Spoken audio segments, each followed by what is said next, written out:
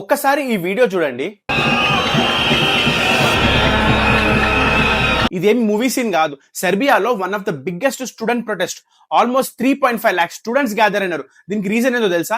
Railway station లో roof top collapse అయి కింద పడితే 15 మంది చచ్చిపోయారు. దానికి రీజన్ గవర్నమెంటే అని చెప్పి స్టూడెంట్స్ అండ్ లోకల్స్ అందరు గ్యాదర్ అయ్యి పెద్ద ప్రొటెస్ట్ చేసిరు.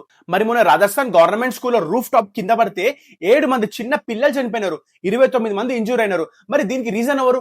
గవర్నమెంట్ కాదా?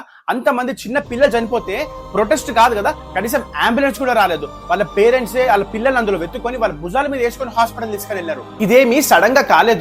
అక్కడ ఉన్న స్లాబ్ ని చూసి స్కూల్ మేనేజ్మెంట్ గవర్నమెంట్ కి ఎన్నోసార్లు ఇన్ఫార్మ్ చేసింది. గవర్నమెంట్ కింద పడుతున్న స్లాబ్ కి రీకన్స్ట్రక్షన్ కాదు కదా, కనీసం రెనోవేట్ కూడా చేయించలేదు. ఇప్పుడు అక్కడ ఉన్న హెల్త్ మినిస్టర్ వచ్చి ఏమంటుండో, పిల్లల హాస్పిటల్ ఖర్చు అంతా గవర్నమెంట్ చూసుకుంటుందంట. ఖర్చు కాదు కదా, ఫస్ట్ మీరు రిజైన్ చేయండి సార్. నేను నిజంగా చెప్తున్నా, ఇట్లాంటి సిచ్యువేషన్ మన ఇంట్లో వాళ్ళకో తెలిసిన వాళ్ళకో అయితే రియాక్ట్ అయినంత వేరే వాళ్ళకి మనం అస్సలు కాము.